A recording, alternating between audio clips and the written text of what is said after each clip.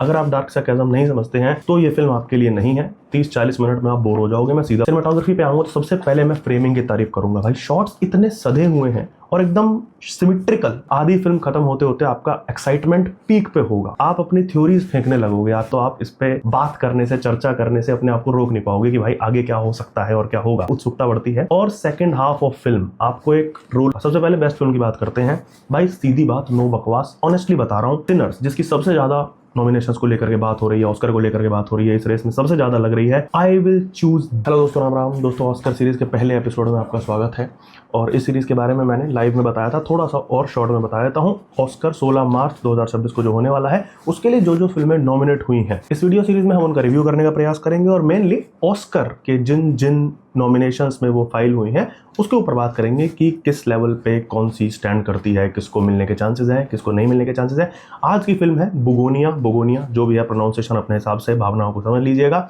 First half of video में film का review करूंगा, शॉर्ट में रखूंगा वो, और सेकंड हाफ ऑफ वीडियो में इसके ऑस्कर नॉमिनेशंस पे बात करेंगे। वीडियो आगे शुरू करने से पहले आपसे एक अनुरोध है। हो सकता है ये वाली सीरीज आपको उतनी पसंद ना आए, आप ऑस्कर को उतना फॉलो ना कर रहे हो, इंग्लिश फिल्मों को उतना फॉलो ना करते हो, या सिनेमा कोई ऑल एंड ऑल फॉलो नहीं करते हो। मैं आपसे चाहूंगा, अगर आप ये वीडियो सीरीज नहीं देख रहे हैं, ये वीडियो अगर आप आगे नहीं देखने वाले हैं, तो कम से कम एक या दो लोग जो आपके कॉन्टैक्ट में हो, जो आपको लगता है कि ऑस्कर्स फॉलो करते हैं, इस तरीके का सिनेमा पसंद करते हैं, उनको ये वीडियो फॉरवर्ड जरूर करें। इससे चैनल की मेरी बहुत मदद होगी। जो मैं सीरीज शुरू कर रहा हूं इसमें मुझे थोड़ा सा पंप अप मिलेगा आगे वीडियोस बनाते रहने में। तो सबसे पहले फिल्म के डायरेक्टर का नाम है योर्गोस लांथिमोस। ये ग्रीक डायरेक्टर हैं और जो फिल्म है वो अडेप्ट की गई है सेव द ग्रीन प्लैनेट से, जो कि 2003 की एक साउथ कोरियन फिल्म है जिसके डायरेक्टर थे जांग जून ह्वान। तो ये एक अडेप्टेड स्क्रीन प्ले भी है।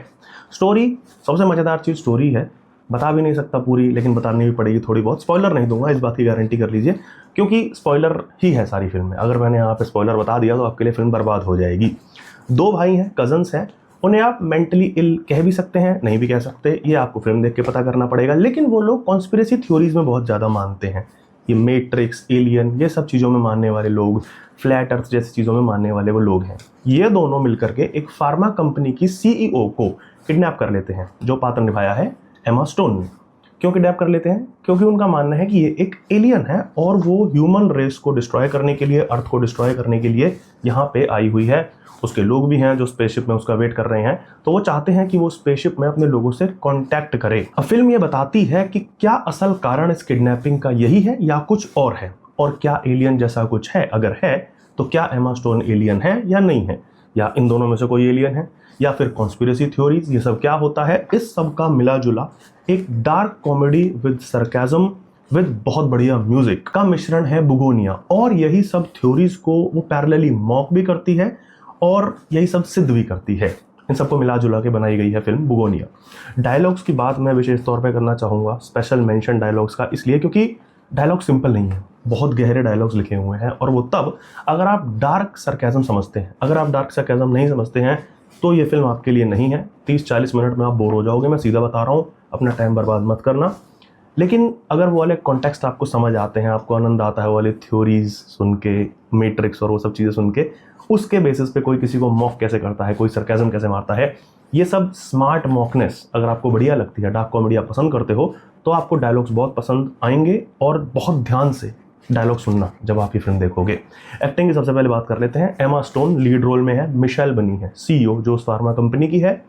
एक वैम्प चुड़ैल टाइप की वाइब भी दे रही है, और साथ में बहुत ही अल्ट्रा स्मार्ट लड़की भी है, और क्योंकि किडनैप हो गई है तो एक विक्टिम भी है। ऑल एंड ऑल एक्टिंग शानदार की है। एमा स्टोन को जो लोग जानते हैं उन्हें पता ही होगा कि इनकी एक्टिंग पे सवाल उठाने का कोई पॉइंट नहीं है। बाकी इनकी एक्टिंग पे बात सेकंड पार्ट ऑफ वीडियो में होगी, जो ऑस्कर वाला पार्ट है उसमें। दूसरे कैरेक्टर फिल्म के टेडी, जो किडनैपर के रोल में है, ये रोल निभाया है जेसी प्लेमसन ने। जिन्होंने ब्रेकिंग बैड देखा है उन्हें मुझे बताने की जरूरत नहीं है कि जेसी कैसी एक्टिंग करते हैं, कैसे एक्टर वो हैं। जिन्होंने ब्रेकिंग बैड नहीं देखा है वो भाई पहले ब्रेकिंग बैड देखना, उसके बाद बुगोनिया देखना। हालांकि बहुत बड़ा है, 4-5 सीजन है, लेकिन हाँ मैं रिकमेंड करूंगा ब्रेकिंग बैड जरूर देखें। बाकी यहाँ पे भी इस रोल पे इतनी बढ़िया ग्रिप पकड़ी है जेसी ने। कई मोमेंट्स ऐसे थे कि आप उनके कैरेक्टर के साथ इमोशनल हो जाओगे। आप उसके एक्ट्स देख करके लगने लगेगा कि अरे यार ये भी कहीं ना कहीं विक्टिम है, लेकिन कई एक्ट्स देख करके आप कांप जाओगे। इस तरीके का मिक्स उसका कैरेक्टर है। हार्ड कैरेक्टर था ये प्ले करना, और उसे बहुत ऑनेस्टली इसमें निभाया है। मज़ेदार फैक्ट ये है कि ये कैरेक्टर पागल था, ये मैं नहीं बताऊंगा क्योंकि स्पॉइलर हो जाएगा, या स्पॉइलर ना भी कहूं तो मेरा पर्सपेक्टिव फिल्म को लेकर के आपके दिमाग में डल जाएगा, और इस फिल्म में पर्सपेक्टिव बहुत इंपॉर्टेंट है, इसलिए वो मैं आपको पहले से बताना नहीं चाहता। आप फिल्म खुद एंजॉय करें। यदि आपने फिल्म देख ली है तो कमेंट्स में केवल ये जरूर बताइएगा कि वो कैरेक्टर आपको कैसा लगा। स्पॉइलर कोई मत देना, और अगर नहीं देखी है तो पहले फिल्म देखिए, उसके बाद कमेंट करिएगा कि आपको क्या लगता है कि ये कैरेक्टर पागल था या नहीं था तो क्यों था, नहीं था तो क्यों नहीं था, रीजन भी बताना पड़ेगा। दूसरा किडनैपर टेडी का कजन भाई है और उसका साथी भी बना है किडनैपिंग करने में, उसका नाम है डॉन। ये प्ले किया है एडन डेल्बिस ने, और ये इस बंदे की पहली फिल्म थी, डेब्यू फिल्म थी। मैंने जब सर्च किया था, पढ़ा, तब मुझे पता लगा और मैं इम्प्रेस प्रो मैक्स हो गया भाई, क्योंकि पहली फिल्म के हिसाब से इस बंदे ने बहुत अच्छी एक्टिंग करी है, क्योंकि रोल इसका भी फर्स्ट वाले से और अधिक चैलेंजिंग था। यहाँ उन्होंने काइंड ऑफ ऑटिस्टिक टीनेजर का कैरेक्टर निभाया है, जो कि अपने भाई से बहुत ज़्यादा इन्फ्लुएंस्ड है, उससे बहुत प्रेम भी करता है, उसकी हर बात मानता है। ऐसे रोल्स मुश्किल इसलिए होते हैं क्योंकि ज़रा सा इधर चला गया तो वो मॉकिंग वाले टाइप में चला जाएगा, जो कि आप कर नहीं सकते, और ज़रा सा उधर गया तो उस कैरेक्टर की इनोसेंस चली जाएगी, क्योंकि वो एक टीनेजर है, थोड़ा सा ऑटिस्टिक भी है, तो वो क्यूटनेस, उसकी इनोसेंस वो चली जाएगी। इसलिए मैं कह रहा हूँ कि इन्होंने पात्र बहुत बढ़िया निभाया। एक पुलिस वाले का भी रोल है, वो साइड रोल है, थोड़ा बहुत स्क्रीन टाइम है, उन्होंने भी अपना रोल ठीक निभाया है। मेनली ज़्यादा कैरेक्टर नहीं है फिल्म में, यही 3-4 कैरेक्टर हैं। सिनेमेटोग्राफी पे आऊँगा तो सबसे पहले मैं फ्रेमिंग की तारीफ करूंगा भाई। शॉट्स इतने सधे हुए हैं और एकदम सिमेट्रिकल वो शॉट्स, कई इतने मजेदार शॉट। साइकिल चला रहा है हमारा कैरेक्टर, एकदम सेंटर में फोकस है, अल्ट्रा वाइड से थोड़ा वाइड जाता है, फिर क्लोजअप जाता है, फिर अल्ट्रा क्लोजअप जाता है, और ऐसे कई सारे शॉट्स हैं जहां पे कई बार आपको मदद भी मिलती है कैरेक्टर के दिमाग में घुसने की, कि भाई क्या सोच रहा है, क्या इसके इमोशंस चल रहे हैं।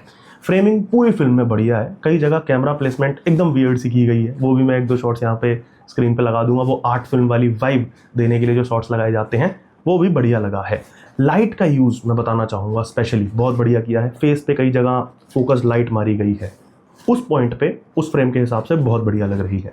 कलर्स का यूज़ बढ़िया है, जहाँ है वहाँ बढ़िया है। फिल्म कहीं कहीं बीच में ब्लैक एंड व्हाइट मोड में चली जाती है, वो भी मैं नहीं बताऊंगा कि कब और कैसे जाती है, क्योंकि जब आप फिल्म देखोगे और वो मूवमेंट जहाँ पे वो ब्लैक एंड व्हाइट में जाती है वो जब एंजॉय करोगे तब आपको समझ आएगा कि मैं क्यों नहीं बता रहा हूँ। एडिटिंग की बात करूँगा, 2 घंटे की फिल्म है, एकदम क्रिस्प कटी हुई है भाई, ना 1 मिनट लंबी लगती है ना 1 मिनट छोटी लगती है। जैसा कि मैंने कहा, डार्क ह्यूमर अगर आप समझते हो और थोड़े से पेशेंट हो तो पूरी फिल्म आप एंजॉय करोगे 2 घंटे की।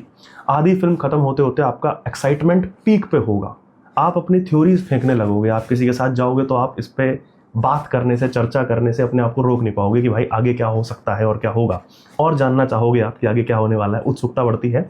और सेकंड हाफ ऑफ फिल्म आपको एक रोलर कोस्टर जर्नी जैसी लगेगी, कहाँ क्या हो रहा है, कौन कब पलट रहा है, वो समझने में मज़ा आएगा। एडिटिंग की एक और चीज़ के लिए तारीफ करूंगा, ट्रांजिशंस बहुत शानदार मारे गए हैं। बाकी टाइमलाइन सीधी सीधी है, ऐसा कुछ आगे पीछे नहीं था, बीच बीच में फ्लैशबैक्स हैं थोड़े से। म्यूजिक, बैकग्राउंड म्यूजिक बहुत बढ़िया है, सोने पे सुहागा जैसा लगा है बैकग्राउंड म्यूजिक कई जगह चलते सीन में, और म्यूजिक भी खट से कट जाता है, वो बहुत बढ़िया लगता है क्योंकि वो मूवमेंट बहुत इंपॉर्टेंट है। इन सब मूवमेंट पे आपको ध्यान देना पड़ेगा क्योंकि वो फिल्म में कुछ सिग्निफिकेंस रखते हैं। म्यूजिक ने एक लिटरली पैरेलल कैरेक्टर प्ले किया है। ये तो हो गई फिल्म की बात, फिल्म का रिव्यू। अब आते हैं सेकंड पार्ट पे, मेन वाला, कि ऑस्कर।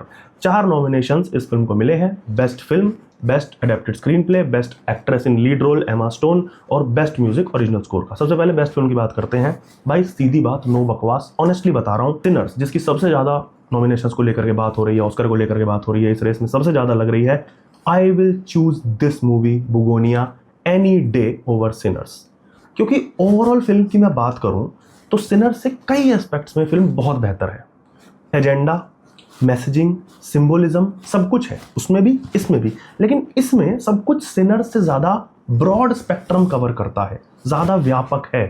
सिनर्स में वही एजेंडा डाला गया है कि रेस, काला गोरा, कल्चर एटसेट्रा, उस सिंबोलिज्म में वो खेल रही है। ये फिल्म उससे बहुत बड़े सिंबोलिज्म में खेल रही है, ह्यूमैनिटी, ह्यूमन रेस, अर्थ, इस सब को लेकर के मैसेजिंग ये फिल्म देती है। इसका जो डायरेक्टर है वो आपको विचलित करता है कई कई मोमेंट्स पे फिल्म में। फिल्म कई पार्ट्स पे, कई सीन्स में आपको इतना इन्वॉल्व कर लेती है कि आपका मन करेगा कि कैरेक्टर से जाके कुछ बोल दो, उससे बात कर लो। हर मोमेंट पे आप अपने टोज पे होते हो। सिनर्स में कहीं कहीं वो चीज़ टूट जाती है, आप थोड़े से इधर उधर चले जाते हो। आप थिएटर में बैठे रहोगे तो मुझे लगता है फ़ोन निकाल लोगे बीच में अपना कि हाँ ठीक है म्यूज़िक ही तो बज रहा है यार। यहाँ पे वैसा नहीं है, इसलिए ऐसे छोटे छोटे सिंबोलिज्म, इसकी वजह से मैं इसे सिनर से ऊपर रखूंगा। एक और चीज़, मैंने सारी नॉमिनेटेड फिल्म्स अभी देखी नहीं है जो बेस्ट फिल्म की कैटेगरी में है, लेकिन जितनी देखी हैं, Sinners, F1, Marty Supreme, Frankenstein, One Battle After Another, 3-4 और हैं जो अभी देखनी है, हेमनेट, सीक्रेट एजेंट 2 और हैं, लेकिन अब तक मैं बुगोनिया को रैंक 1 पे रखूंगा भाई। और उसका कारण है फिल्म मेकिंग और मैसेजिंग दोनों ही टॉप नॉच हैं। वो शटर आइलैंड, डॉनी डार्को, पैरासाइट, उस सब की फील मुझे कहीं ना कहीं आई फिल्म में। अब आते हैं दूसरे नॉमिनेशन पे, बेस्ट एक्ट्रेस, जो कि एमा स्टोन को दिया गया है। जैसा कि मैंने कहा, एमा का रोल बहुत बढ़िया था, चैलेंजिंग था और उन्होंने निभाया भी बहुत ऑनेस्टली।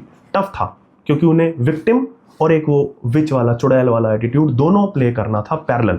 किडनैप हुई हैं लेकिन वो अंदर की चुड़ैल जो है वो मरी नहीं है, वो बीच बीच में बाहर आ जाती है। वो उन्होंने बहुत अच्छा प्ले किया, पर ऑस्कर डिजर्विंग था या नहीं इस पर मैं कुछ कह नहीं सकता। और उसका कारण ये है कि बाकी जितनी भी नॉमिनीज हैं एमा स्टोन के साथ, वो फिल्म मैंने एक भी नहीं देखी है। तो भाई अभी आज इस मोमेंट पे मैं इसका फैसला नहीं कर सकता और मैं कुछ अपना ओपिनियन भी नहीं दूंगा। ये 16 मार्च को डिस्कस करेंगे हम ये वाली कैटेगरी। अगली कैटेगरी पे चलते हैं, best music original score. Music बहुत शानदार है फिल्म का, जैसा कि मैंने कहा, लेकिन मुझे 90% उम्मीद है कि ये वाला अवार्ड बुगोनिया नहीं जीतेगी, क्योंकि म्यूजिक के मामले में थोड़ा बायस भी आ जाएगा और अवार्ड सिनर्स को ही जाएगा। बाकी अगर आप मुझसे पूछो तो मैं भी उतना कॉन्फिडेंट नहीं हूं, क्योंकि सिनर्स का म्यूजिक बढ़िया था। यदि अवार्ड सिनर्स को मिलता भी है म्यूजिक का तो मैं कहूंगा कि हाँ, डिजर्विंग है। इसका म्यूजिक अच्छा है, लेकिन ऑस्कर में तगड़ी टक्कर हो सकती है। अगर इसे मिला तो मैं खुश होऊंगा, लेकिन अगर सिनर्स को भी मिला तो मैं अचंभित नहीं होऊंगा, क्योंकि म्यूजिक के मामले में सिनर्स बढ़िया थी। अब आते हैं last but not the least, best adapted screen play वाले अवार्ड पे। इस कैटेगरी में मैं सबसे ज्यादा कॉन्फिडेंट हूँ भाई, ये मिलने के सबसे ज्यादा चांसेस हैं और अगर ये मिलता है तो मैं सबसे ज्यादा खुश होऊंगा। एक और चीज मैं बता देता हूँ, बाकी 4 जो उसके साथ नॉमिनेट हुई हैं बेस्ट एडेप्टेड स्क्रीन प्ले में, उनमें से मैंने 2 नहीं देखी हैं, ट्रेन ड्रीम्स और हेमनेट। वो जब मैं देखूंगा उसके आधार पर कंपेरिजन करके बता दूंगा कि अब भी बुगोनिया को मिलना चाहिए या नहीं। लेकिन अभी तक जो मैंने देखी है, बाकी दोनों, Frankenstein, One Battle After another और बुगोनिया, उन तीनों में से अभी तक बुगोनिया टॉप पे चल रही है। एनी डे जीतेगी भाई ये वाला। तो ये था दोस्तों पूरा ऑस्कर का लब्बू लुआब इस फिल्म का। 4 नॉमिनेशंस मिले हैं, मेरे हिसाब से मैक्सिमम 3 में डिजर्व करती है और मिनिमम 1 तो मिलना ही चाहिए भाई बेस्ट एडेप्टेड स्क्रीन प्ले का। लेकिन अवार्ड मिले या ना मिले, एक बात मैं आपको रिकमेंड करूंगा कि फिल्म जरूर देखिए। और अगर ये वाला जॉनरा आपको पसंद आता है तो डॉनी डार्को अगर आपने नहीं देखी है, पैरासाइट तो भाई देखी होगी सबने, अगर नहीं देखी है प्लीज देखें, जरूर देखें। और मिलते हैं ऑस्कर सीरीज के नेक्स्ट एपिसोड में। आप जानते ही हो कौन कौन सी फिल्में नॉमिनेट हुई हैं, आप उनमें से कमेंट करके फिल्म बता सकते हो। अगर मैंने देखी हुई तो मैं जल्दी रिव्यू कर दूंगा, वरना देखने के बाद रिव्यू करने की कोशिश करूंगा। लेकिन ये वीडियो फॉरवर्ड जरूर करना किसी भी ऐसे दोस्त को जो इस तरीके का सिनेमा पसंद करता है, और ऑस्कर पगलू दोस्त को तो जरूर करना। इससे थोड़ी सी मदद मिलेगी मुझे भी नेक्स्ट वीडियो बनाने की। आपने वीडियो अंत तक देखा उसके लिए बहुत बहुत धन्यवाद।